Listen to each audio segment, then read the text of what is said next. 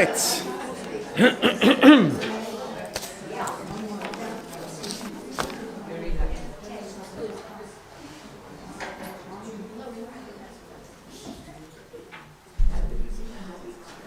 Well, that's good.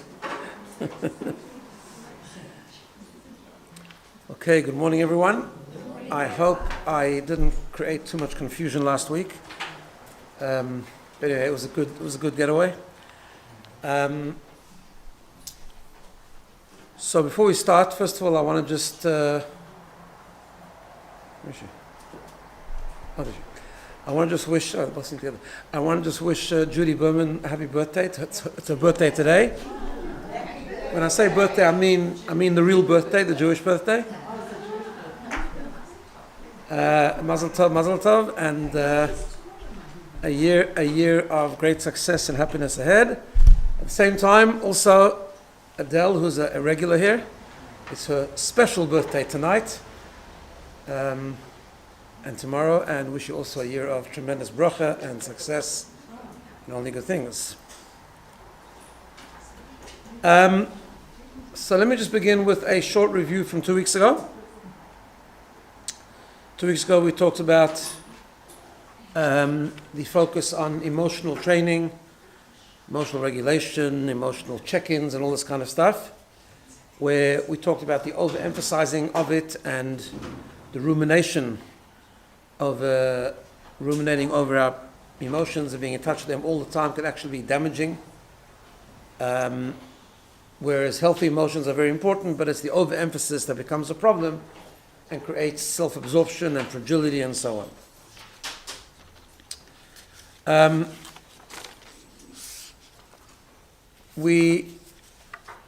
What we did talk about is that when you have a normal weakness, in other words, the regular emotions that are part of human experience, not things that come from big problems. We'll talk about it a bit today as well, actually. It comes in today's topic. But with normal stuff, we don't need to ruminate over what we're feeling. We need to do three things. We need to act, we need to do, rather than think about how we're feeling. We need to actually do.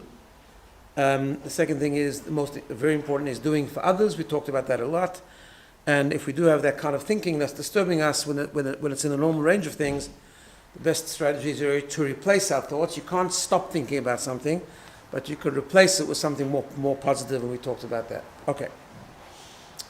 Before we continue, I want to just remind you that in 2 weeks' time, so next week will be the last one of this series. In 2 weeks' time, we're having a special guest on Zoom, on the screen, but an amazing guest, Dvori Kreiman, who has overcome amazing, incredible, unimaginable tragedy and trauma with tremendous pain, but with tremendous resilience and faith and strength, and she'll talk in 2 weeks' time. So, it'll be on the screen. No, you can come here. No, sorry. Let me just be clear. What's her name? Dvori Kreiman. She wrote a book, even if it isn't, I think it's called. No, please come here, and we'll have questions and answers hopefully at the end, which will technologically set it up, hopefully, and it should be amazing. Before we get into the topic today, I want to just share with you two inspirational things that I saw and heard over the last number of days. As I said, not really related to the topic, but sometimes I just like to share with you things that are nice. The first is a story, because yesterday was Tisha B'Av, 2 days ago was Tisha B'Av, the day of the destruction of the temple, when we are taught that the temple was destroyed because of baseless hatred, and we try and increase in love and in baseless love, as they call it, in order to bring about the redemption. So I heard a beautiful story from my brother-in-law. Actually told it to Dina. So my brother-in-law Dina's brother is a shaliach, is a Chabad rabbi in Chabad on campus, they call it, in one of the universities of America, in a small town called Chile in California. And recently they had a kinus, they had a gathering, a conference of all the campus shluchim, and they went to Israel, they traveled to Israel. And of course they visited all the places and the various things that people do nowadays in order to really connect to what is going on there. And one of the places they went to is Sderot, of course. In Sderot they met up with a Sephardi rabbi who miraculously was saved on October the 7th. There was violence there. He was miraculously saved, but the way he was saved and the story behind it is quite phenomenal. So what happened was, as you know, in the morning it was Simchat Torah. This rabbi was observant. He had no idea that anything was happening, and Sephardim start davening very early, or relatively early normally. And he arrived in shul at about 7:30, not understanding why it was empty. As he got there, he heard stuff, he looked towards the police station, he saw there's problems there, and he wanted to try and help. He didn't understand yet what was happening. So he saw a policeman in the street, and he went over to him to see if he could help. By the time he got to the policeman, it was too late. He realized the policeman is not a policeman, it's an Arab dressed as a policeman, as you know, that they did that on October the 7th. So he started to run away. The Arab threw a grenade which didn't explode, but then as he ran away, he shot him and he hit him. And he was bleeding. I'm not sure exactly from where, but he was bleeding and he was wounded. He ran into the shul, he tried to stop, but he couldn't. He had a phone there from before Yontif. He tried to call Hatzal ambulance hospitals, not knowing, of course, you can't get through to anyone. On October the 7th, he couldn't get through to any emergency service. And there was no one in shul. And he just started to bleed, and he was bleeding, and he came to a point about after half an hour that he's just losing a lot of blood, and he figures, this is it. And he says that he said vidui, which is a Jewish tradition. If you're conscious towards the end of life, you say confession to the tshuva before, And as he was doing that, a Kohen Gadol walked in and sees him on the floor, and he says, why are you lying on the floor? So he says, I was shot. And the guy thinks he's joking. He says, no, I'm not joking. I'm actually really wounded. Could you help me? So the guy says, why don't you call, he also didn't know what was going on, obviously. Why don't you call the emergency service? I've tried. And as he was saying that, he remembered that he has his car, because he brought his car before the Chag to shul, and he says, here, take my keys, take the car, maybe you can take me somewhere. So he did. He carried him to the car. He managed to get to a hospital. Sderot is a bigger place. It wasn't as bombarded as some of the other places. And luckily they did get to a hospital, and actually his life was saved just in time. What's the miracle? Listen to this. Who was this guy that came into shul? He was the most annoying person in the shul. A really annoying, grating person.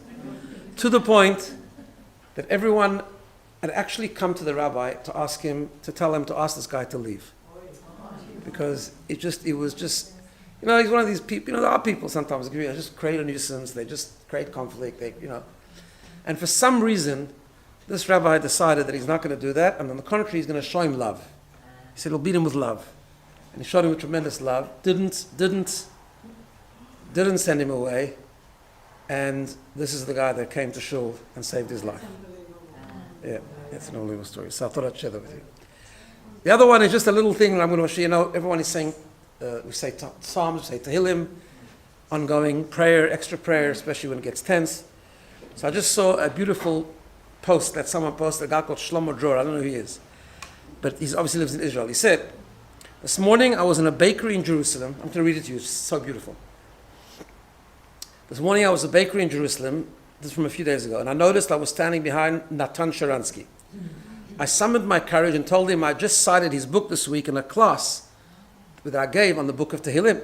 I told my students the inspiring story, I'm sure some of you read this, the inspiring story of how he kept a tiny book of Tehillim with him at all times, even when he struggles with the authorities back in Russia.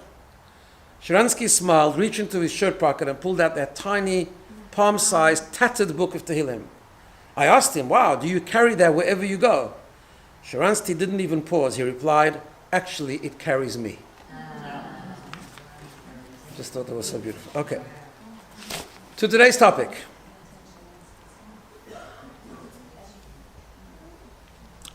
So we've spoken about this a while ago, but I want to just today sort of expand it a bit with a particular perspective.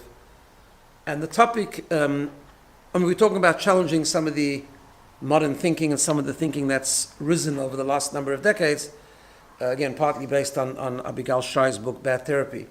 But the topic specifically that we're talking about today is one of trauma, the concept of PTSD, and the effects of trauma. So, first of all, as I always do, let's be very clear, because it's always, as I said, there's always a pendulum fear that if we start talking against something, obviously it goes to the extreme. So we need to be very clear. And the clarity is this, that the awareness of understanding of the concept of trauma over the last few decades is extremely important, and it's a critical development in understanding mental health in general, right? Number two, of course, trauma is a real thing, and the effects are real for those that experience trauma. The effects can be something like post-traumatic stress disorder, PTSD, when people experience triggers. Sometimes it's like avoidance. People won't, after they've experienced trauma in a particular place, they won't go, let's say, into shopping centers if they've experienced trauma in a shop, or they won't go to certain places because it triggers them. Sometimes the way people deal with it is just numbness. They lose emotion. I heard an interesting story the other day. I'm just doing a weekly thing now where it's an overseas thing on Zoom.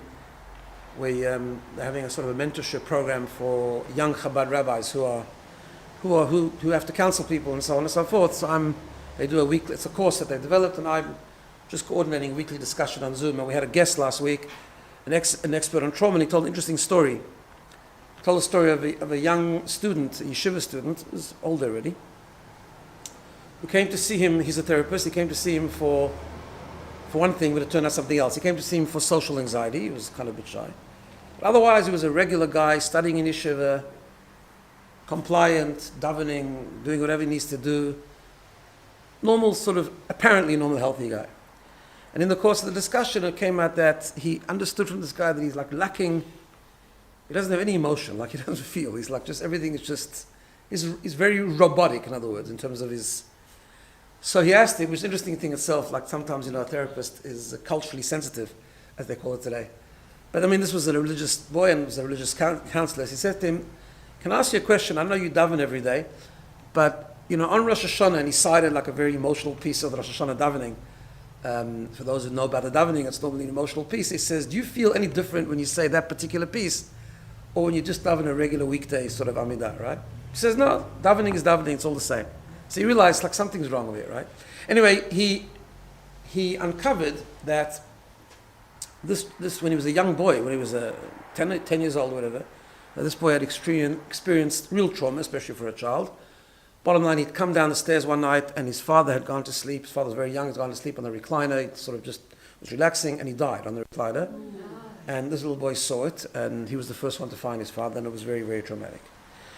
The problem was, and he explained this, that sometimes part of the healing is to, last week we spoke about not over-focusing on emotions, but when you go through trauma, you do need to. And no one had given him that permission to do it, because everyone got very busy with arrangements and doing everything else. After not such a long time, his mother remarried. No one ever really dealt with him. And the way he dealt with it was, sometimes it's PTSD. He didn't have PTSD, but he had numbness. He just numbed his emotions because it was too hard to deal with, right? So that can be an effect of trauma. He actually said a very interesting thing, that sometimes not even a matter of someone expressing their emotions, about the permission to do it. In other words, it's knowing to just open the door and say, if you want to talk and if you want to express your emotions, that kind of thing already is part of the healing, which was very interesting. Okay, so therefore, there is, in the process of healing, there's been a number of interventions, a number of therapeutic things that they've introduced to deal with trauma in different ways. Some of them are very effective and incredibly important for the person who's looking and seeking healing. However, this is the but. Like many areas of mental health, so I hope that's clear, because that is important and I don't want to undermine that. But like many areas of mental health, for whatever reason, as we'll highlight later maybe, it sometimes becomes very overused, and actually the way it's overused becomes damaging rather than healing, right? Now, with trauma, we see this two ways. First of all, even when someone experiences real trauma, the professionals that do the healing, or some of them at least, or the world or the culture, because of the awareness discovered and understood about trauma, what they've often started to do is to focus only on the trauma rather than focusing on resilience. And even we'll see later how bad this has become. And even focusing on resilience generally, in other words, instilling resilience into people when they're very young, talking about resilience, talking about the inner strength that we all have, right? And therefore it becomes very focused on, the trauma you have, that must be terrible, and only focusing on dealing with trauma rather than focusing generally, or together with at least, uncovering or exposing or discovering or connecting to the great and unbelievable resilience that often people do have or they can develop, right? That's the first thing that's happened. The second thing is that what's happened has become such a loose word, trauma, that people have started using the word trauma and not even using it. I mean, some people use it like, when a person wants to be dramatic, so they say, I was traumatized yesterday by meeting my grade 3 teacher and I was such a bad boy in a car, something like that, right? Okay, obviously we know that when they say they don't mean actual trauma, right? Just been used. Although it's probably not a good idea to use trauma so much, but people do it. I'm talking about actually overusing in the sense where people use it therapeutically. In other words, they call things trauma and treat it like trauma when it's clearly not trauma. And that's very damaging. We'll see later why. So let's break this down a little bit. So in her book, there's a big chapter and I'm going to take some of it. And she begins this chapter with an incredible story of her grandmother, Abigail Shrier's grandmother. And I'll just read you parts of it. She was obviously an amazing woman with tremendous strength. And she had an incredibly hard life and eventually made it very well. And she became, like a district judge somewhere. Otherwise, she made something of herself in an amazing way. And he says like this: my maternal grandmother, the most optimistic and can-do woman I've known, when she was born in 1927, her mother died giving birth to her. So that was the first thing, right? That, by the way, that can be actual trauma also, even though they don't realize when they're born, obviously, right? For the first few years of her life, a series of indifferent cousins in DC and Philadelphia were called upon to nurse and house her, never given enough milk. My grandmother was very poor. Her teeth got affected and her nutrition, or lack of nutrition, stunted her growth. Her widowed father was obviously a bit dysfunctional. He couldn't raise her for whatever reason. And then she says, when my grandmother turned 6, she had her first real stroke of good luck. Her eldest sister, Claire, met a boy. They married and they took her in. But then what happened was, when she was 16, she got a terrible headache. She had a lot of symptoms. They called the doctor, took her to the hospital, and she was who confirmed the diagnosis of spinal polio. Right away, they took her to the hospital. That they were doing like those days. Claire, her older sister, burnt all her clothing. I don't think I do that anymore. They have different systems of how they understand contagious disease. Anyway, but she was hospitalized almost a year. She turned 17 in an iron lung, struggling to breathe and unable to swallow. Family visits were like through a hallway window, a wave, a smile. The dreaded illness lasted a year until one day my grandmother's tongue enlivened enough to negotiate a teaspoon of water. Nurses crowded around her bedside to witness her first sips and so on. So she'd missed school. She'd gone through this year. It is a traumatic experience, and on that kind of magnitude. But she said she didn't let any of this get in the way with her. They were a very poor family, didn't finish school, the whole thing. Eventually she went to school, she completed law school at night and became one of the first female judges in Maryland's history. And until the last year of her life, at 94, her sharp mind softened with age. She held fast to a feeling that would never leave her, that every day was a miracle, and she never complained, everything was amazing. Right? So she says this, she says, my motherless grandmother endured poverty, polio, and World War. And yet it would never have occurred to her to respond to a survey in the way an apparently typical American young man born in 1990 recently did. He responded, that young man, I've grown up in the 21st century where disasters happen every 20 minutes. Right? Or another young man responding to the same survey, born in 1999, who somehow managed to drag himself out of bed to offer the sunny thought, we have no future and no hope, we are at the end of history. Right? This is the gap between the two people. So, what her grandmother experienced obviously was traumatic. And let's just define trauma, by the way. I know we did this once before, but let's just do it for revision purposes. So in the literature, we learn about two types of trauma. One's a big T and one's a small t. Both trauma, but the big T trauma means a single event. An event which is completely abnormal that can really affect a person. Like that young boy who found his father in a recliner. Like someone is in a terrible, terrible car accident, like a soldier seeing terrible things in war. Someone who was subject to abuse, sexual abuse, or other forms of abuse, and things like that, right? That's traumatic events, can be one time, and they can have a lasting effect, and they could induce PTSD. When that's triggered, a person can go back and relive the trauma.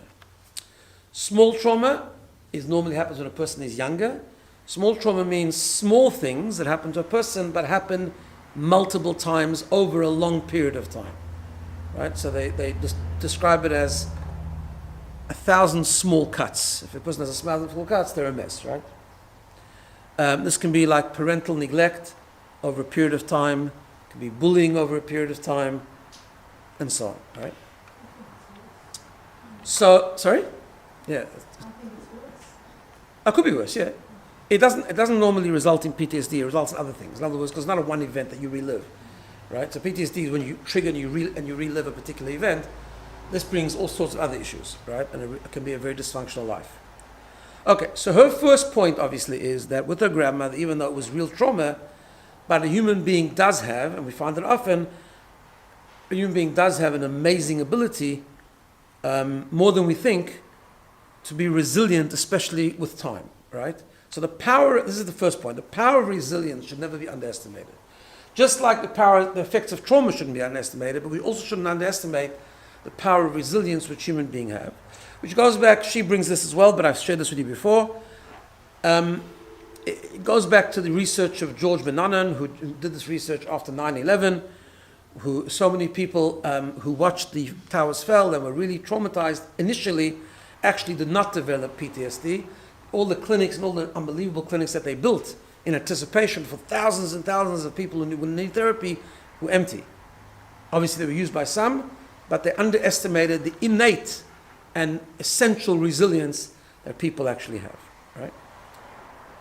Especially people, so this going back to her grandmother, for example, who suffered really terrible things, but just in general, I think it's important to think about it before we continue the discussion about just people who had really rough lives, I think I've shared this with you before, but when I was reading this, when I was studying trauma ideas, I started thinking about my own grandfather, who I never thought as I was a traumatized person. Because when I knew him, he was an incredibly healthy human being. Like on all levels. Like he was, physically healthy, but he was also just healthy emotionally, ran and did he had like an inner joy of life. He would do so much for others. He was just like a busy person, famous rabbi in South Africa and so on. And I heard stories of his childhood when I was growing up. I never realized it was stories from the past, you know what I'm saying? But really, when I grew older, I realized actually it was a really rough life. He was a child, his mother died of starvation. They were incredibly poor, right? The family had no money. He lived in real poverty. Eventually, he had to leave school because they wanted him, as a young boy, they wanted him to work so he should help the family.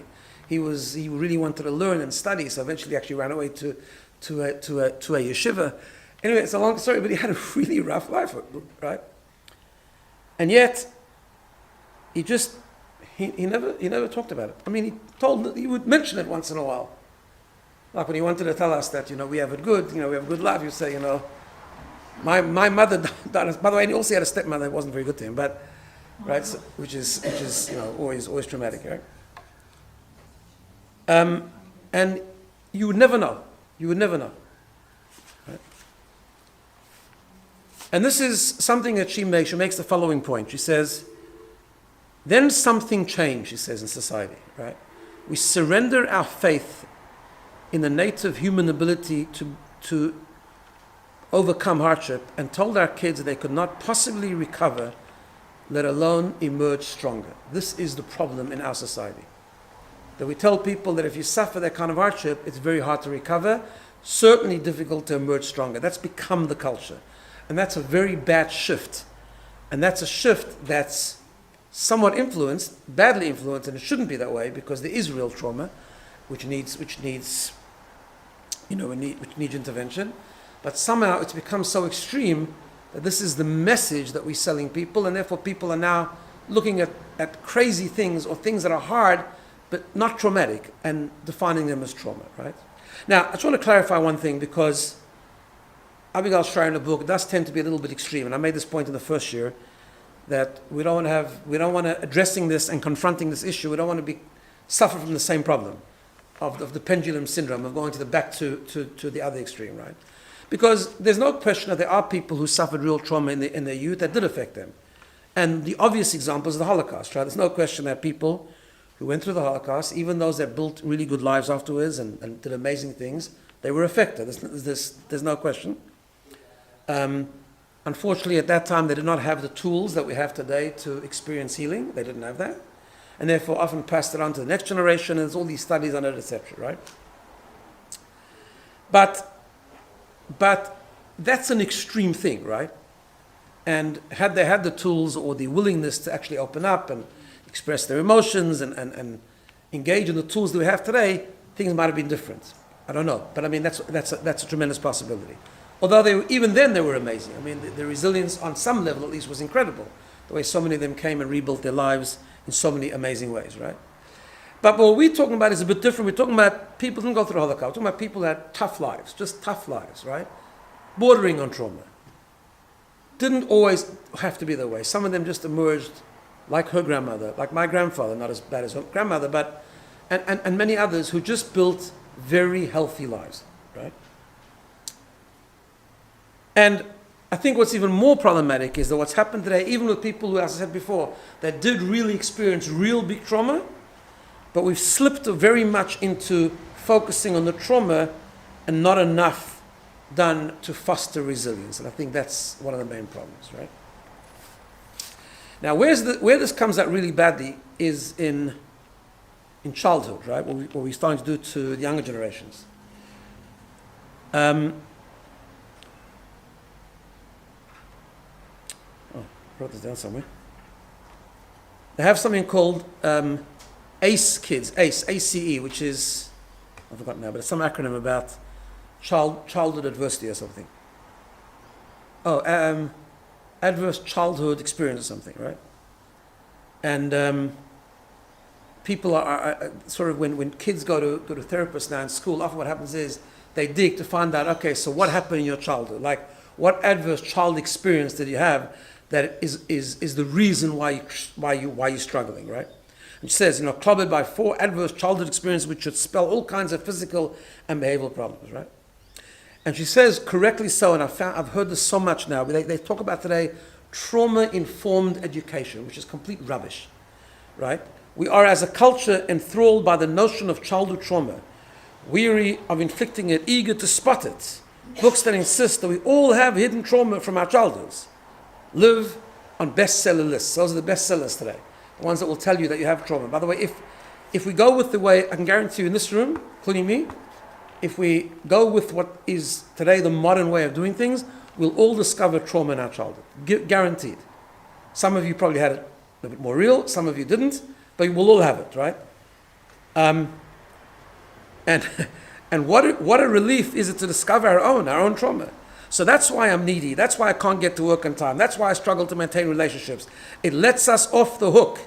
It isn't that we overlooked significant character flaws and romantic partners or that, but it's a reason to blame for the way we are. And often happens, and it's happening more and more as people are getting younger and younger.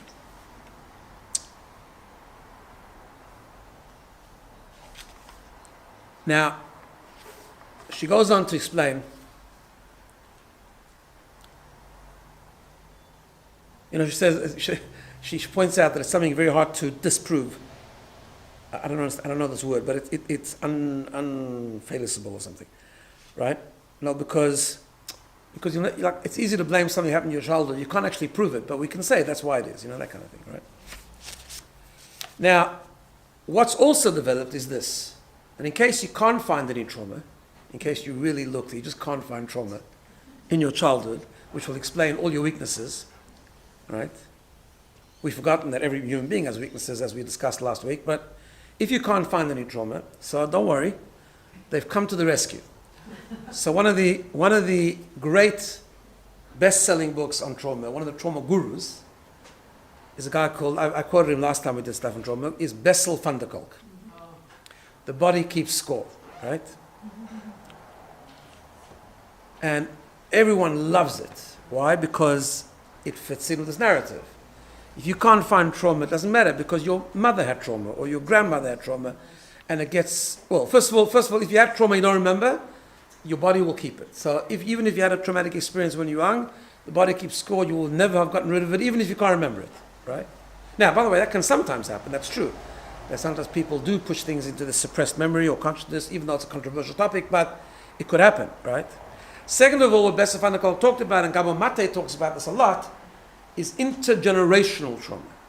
So if you can't find any trauma, it's either because you have hidden trauma and your body's keeping score. So if you have a headache or you got some sort of ailment, it's definitely because of trauma. Even if you can't discover it and can't find it, it's there because your body's keeping score. And if you can't find it, if you don't have any trauma, it's your grandmother's trauma or your grandfather's trauma, right?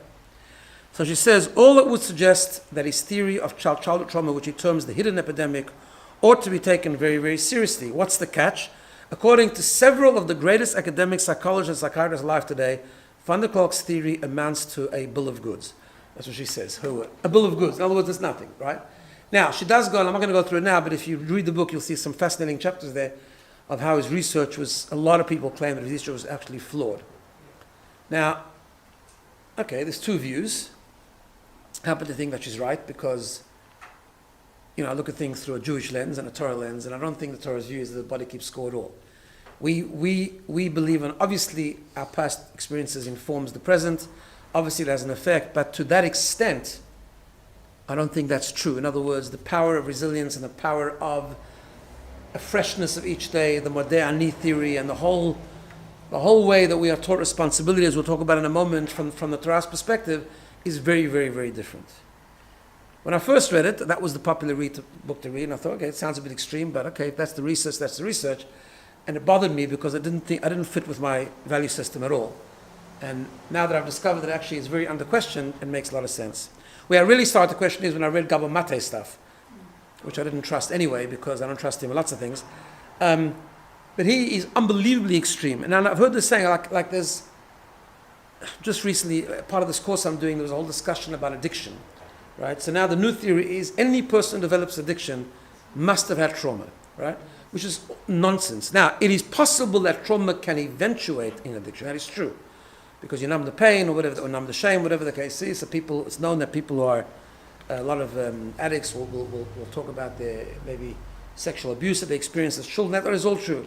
But to say that everyone who has an addiction had trauma is nonsense, because we know that people are predisposed to addiction, and that sometimes, I challenged someone the other day on this, he told you, well, if you're predisposed to addiction, then maybe that's also trauma. I don't know what that means. Like, that's ridiculous. Okay, so just people have different weaknesses, and exposure, creating an alcohol culture, or creating a gambling culture, that kind of thing, won't make everyone addicted, but it can certainly make people who are predisposed to be addicted, and that's a big problem. And that's why dealing with addiction, we have to deal with culture, right? So, but according to Gabo Mate, everything, addiction, illness, all forms of illness, all forms of cancer, everything is all to do with trauma, even if you're too nice, he says. Right? If you find it hard to create boundaries and to say no, it's also because of childhood trauma. It's crazy. I'm sorry. It's just absolutely crazy. Now, so I'll just share with you one more thing before we get into it a bit. She says that there was, I don't know who this is, but there's a New York's best-selling therapist and an advice giver to 7 million Instagram followers. Her name is Nicole LePera, apparently. She promises the power to heal herself and so on and so forth, right? So she says, do you struggle in relationships? This is one of the things she said. Are you struggling in relationships? Fear abandonment and don't like asking for help? This is one thread. You might have been parentified. You might have been what? Parentified. You know what parentified is? No, nor did I. But, so it's a new term. What's parentified? Parentified means it's an invisible form of trauma. It's a new kind of trauma. What is that? It's not recognized inside. It occurs when parents look to their children to provide emotional support and to run parts of the household. It's a role reversal. Now, I'm not saying it's a good thing. Parents shouldn't do this. But it doesn't cause trauma, right? But apparently it does. And she says the following. Adults who have been parentified can struggle with, and here's the list. Now you tell me if you're not on this list, okay? If you're not on this list, you're in the wrong room. But, right? Because we're all on this list. You might struggle with, at least one of these things, right? Communication skills, inability to understand their emotions, inability to meet their own needs, hyper-independence, like I could do it all alone. I just thought that was a Jewish thing, but Apparently it's a trauma thing. Fear of asking for help or accepting it. Anyone have that? Everyone doesn't like to accept help here? Okay. Emotional immaturity, high reactivity, defensiveness in relationships, codependency patterns of self-betrayal, low self-worth, lack of sense of self. Every second person has these things. Every person has some of these things, right? It's not because you're parentified, and parentified is not a form of trauma anyway, right? And it's really a shame because it almost like becomes offensive to people who actually experience real trauma. I'm just giving you all the examples to see where this is going, and we need to be aware and hypersensitive about it because it stands in the way of real growth. This is not just an academic discussion. This is a discussion that's relevant to each and every one of us. Why? Because the truth is that the question is, why is this happening? Why is this happening, right? So, I mean, she has a bit of a sinister view. She says it's got to do with the therapist's self-interest of making money. I think that's a bit hard. That's a bit sharp. But I think the two reasons I think, and she alludes to them as well, is this. The first thing is, like, why is it that people had such hard lives, like some of our grandparents, and yet we're so strong, and why we find it so difficult, and our children and grandchildren find it even more difficult? And I think it has to do with something I mentioned when we did the series on anxiety, and that is because we live in a good world, or used to at least, because we live in a world where there's affluence and everything, and we have everything. And nobody would have listened to them then, and over here everybody indulges us. Indulge us, but it's more than that. It's also because we have become hyper allergic to being uncomfortable. We don't know how to be uncomfortable, right? So if we don't get what we want right away, if we turn on the computer, we can't get to the channel we're looking for right away. If the internet one day out of 65 is a little bit slow, we completely lose it, right? So obviously, if someone says something mean to us, or child for sure, we just fall apart and we just don't know how to handle discomfort. If we don't know how to handle discomfort, then every discomfort, especially when it's a little bit more, the normal becomes traumatic. And therefore, this is part of the culture. But I actually think there's another reason, and I think this probably contributes to a lot of it. And that is the lack of purpose. We live in a world, it's all connected to hedonism and indulgence and so on. Purpose. There's a tremendous lack of purpose. We know this because in all demographics and in all groups of people, there's a tremendous push away from religion, right? The rabbis are not only the only ones complaining, it's all the priests and everyone, right? Because there's an amazing shift away from religion, or religious engagement at least, or religious identification. Because people have found pleasure in the indulgence of our society. They found pleasure in immediate pleasure, in other words, gratification, instant gratification. And that's fed into the ego over many, many years, and we've become very immersed in it. And therefore we've lost our sense of purpose. When we lose our sense of purpose, then we can't handle adversity. It's very simple. Purpose and handling toughness and hardship is extremely related. Right? I've often shared with you, and that purpose can be any purpose, by the way. I mean, obviously in Judaism we talk about a higher purpose, but every person needs to live with a higher purpose. Viktor Frankl 101, right? You have to live for meaning. And if you don't, you become unhappy, you become anxious. And also becomes very hard to endure things because you don't have a meaning to endure it for, right? I've often told you about a great Hasidic Jew that I knew, not very personally and very well, but I knew he was, and I saw him many times, called Reb Mendel Futterfass. I've told you about him. He was a great Hasid. Talk about trauma. He spent 10 years, 12 years in Siberia under extremely harsh conditions. He eventually came out and joined his family in England when his adult married daughter had a car accident and passed away. Right? That's a hard life. I never saw the guy without a smile.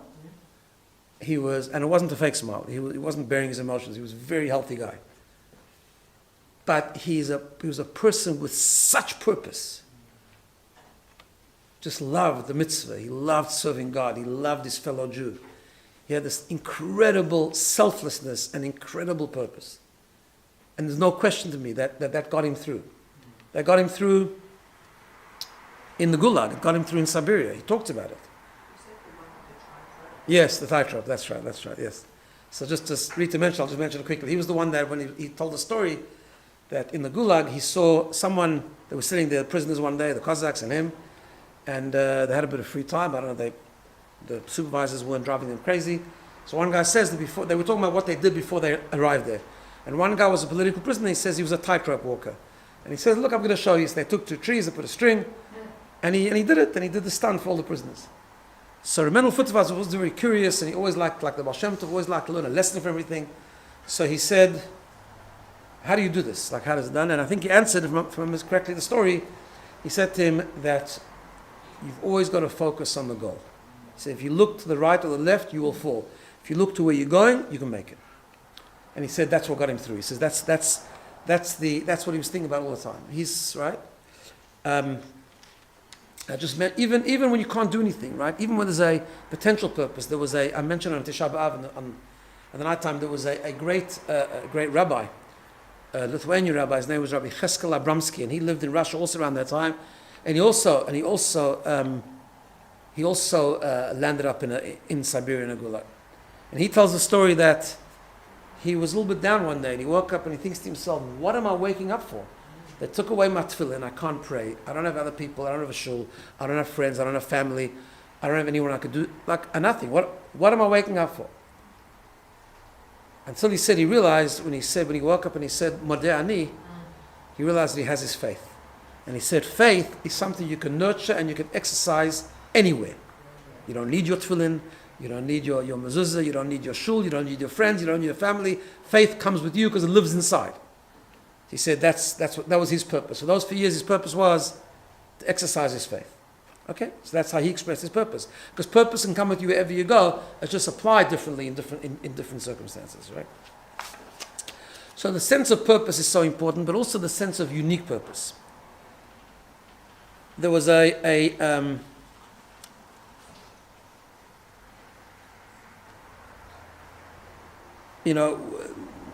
there's a book, I mentioned it a couple of weeks ago. There's a book which has now been just published. I might do a series of it, I said, like in maybe next term. But there's a book that's published with different topics of well-being they've collected stories and anecdotes and letters from the Lubavitcher Rebbe and with introductions, very, very well done. And he says that there's a reason, there has to be a reason to fight. There's a reason for you to be resilient. There's a reason why you need to be here, right? What that means is, and he quotes from a letter that the Lubavitcher Rebbe once wrote to a teenager who was talking about the despondency and lack of drive and so on and so forth. And he said to her, or I think it was him or her, that you're understandably, said the Rebbe, I don't agree with all the foundations upon which you construct your views of yourself and your subsequent conclusions, right? And he goes on to talk about the following. He says like this. He said, if you wish to heed my advice, continue your studies next year, but in addition to your studying, you should also involve yourself with providing education. It will be best to do several times a week for someone else. In other words, my intent is you organize a group of children and be their counselor and teach them. In other words, have a purpose to get through this hard time, right? Think to yourself, he says, there's so much to accomplish in the world. There's so much potential in every single person, but because of the vast amount of work to be done, we can't afford to give up on even one capability or talent. It's a very important thing. See, purpose also comes with the understanding that each person has, God gave us a moral code, and he gave us a formula, right? Which is universal and applies to each and every one of us, but we each have a unique way of expressing it. Each way have an area of emphasis. And this concept, I think I spoke about it once, about the Talmud says, Bishvili nivra ha'olam, that a person should always say, the world was created for me.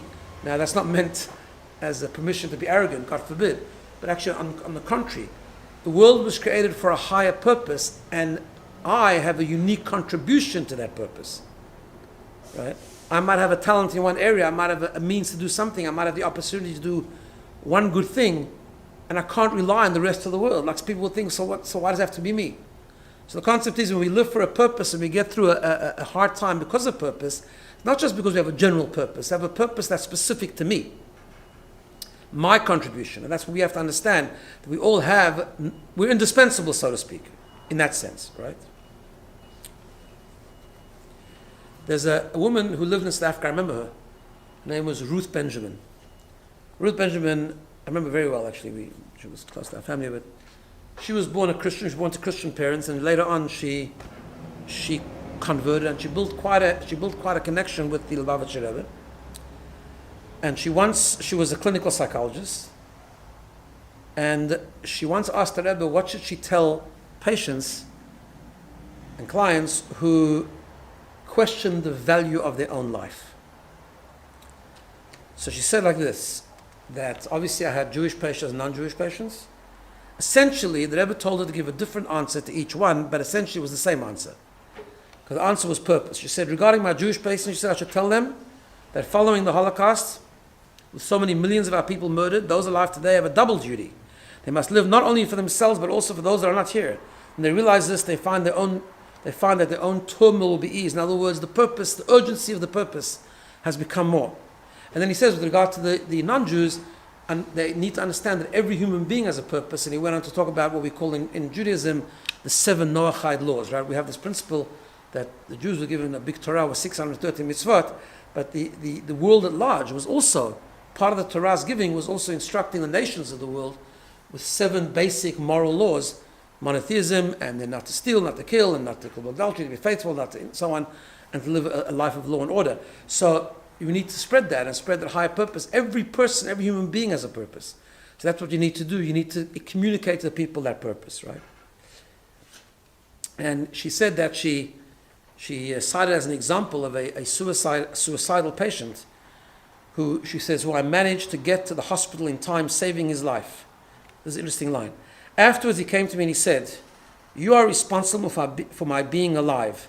Now give me something to live for. Right? I think that's very, if someone is able to communicate that, it's quite powerful actually, right? And it's a good question. He says, okay, now you kept me alive, what for? So it's got to be purpose, right? And I think this is part of the problem. Part of the problem is that we don't have a purpose, we don't have a higher being, and therefore we're very resistant to being uncomfortable, we don't do hardship very well. And also another very important thing is, and fundamental to Judaism, as we've talked about many, many times, is that therefore people are slipping away from taking responsibility. When you have a purpose, and God has given you the choice to choose that purpose, then you are responsible. That's why foundational to Judaism is the concept of bechira. You have a choice. You could choose not to do it, you could choose yes to do it. But when you don't have a purpose, and when life is just random and it's full of just pursuing pleasure, then no one wants to take responsibility. We just feed the ego all the time, and therefore I need to blame everyone else and everything else or something else for my problems, right? If I have a purpose in this world and it's my unique purpose that God has given me, whether it's a special mitzvah that I have to do, or a special favor that I have to do for someone, or whatever it is, an area of holiness, an area of purpose, an area of mitzvah, an area of goodness that I have to accomplish in this world, then I'm responsible to live it to the fullest. I'm responsible to choose that purpose, and therefore I own my own story. Nothing else, and no one else. Yes, of course, there's people, obviously we impact people, and people impact us. That's true, but at the end of the day, my life is my choice, and I have to take responsibility. That concept of responsibility is also slipping away tremendously nowadays, right? But because of the same thing, because there's this whole, it's just me, and just, it's about me, and it's about my pleasure, and it's about my enjoyment, it's about my living life, about my ego. Therefore, I don't want to be impacted by anything, and if anything's wrong and if anything's getting in the way, it's something else.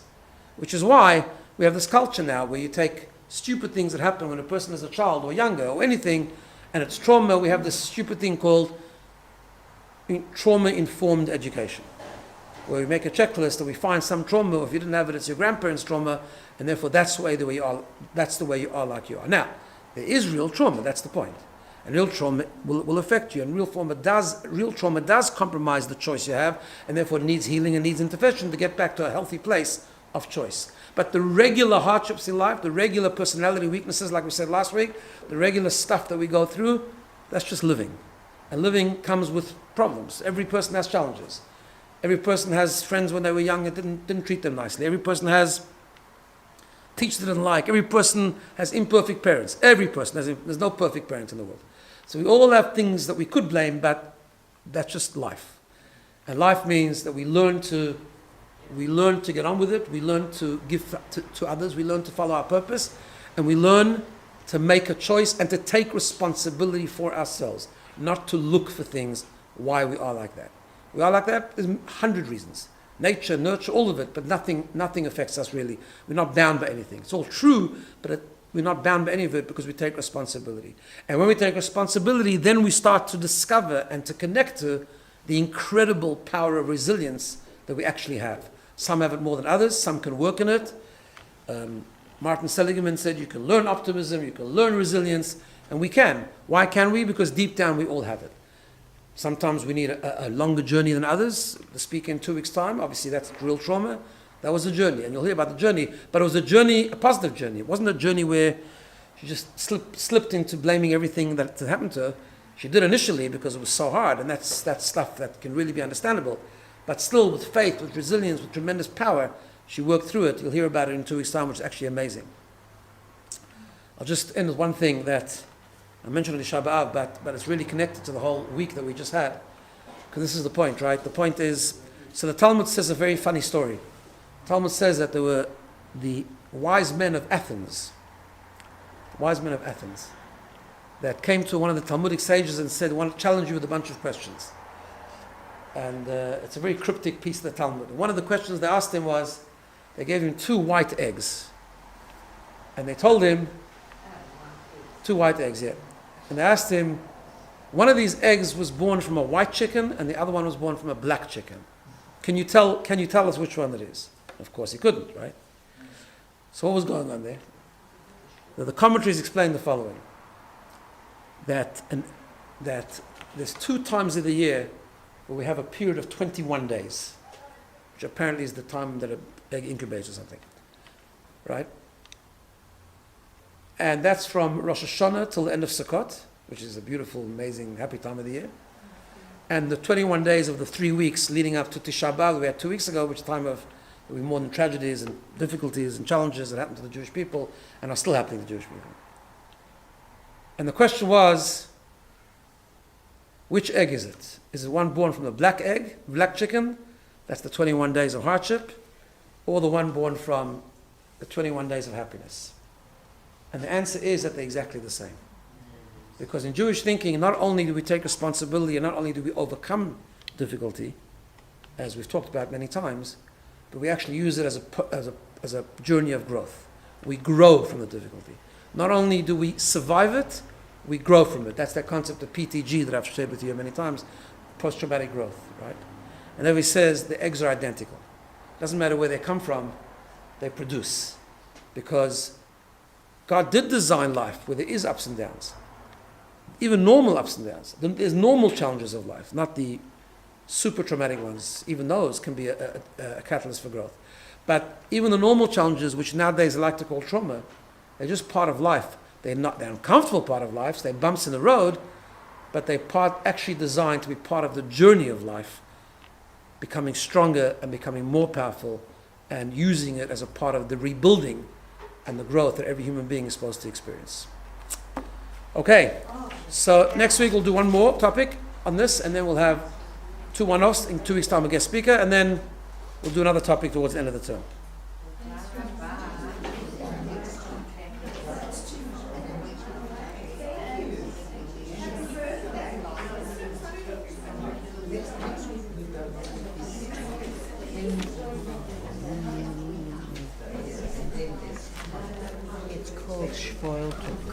What's it called? Spoiled, being spoiled. Oh, sure. Okay? Yeah, but yeah, that's what it is. That's the colloquial way of saying it. That's exactly right. You just get on with your life, and it's like, and also the lack of family today. Yeah, also. That's the biggest. But also problem. because lack of purpose, all the same thing. No, but the same with what you're saying with religion.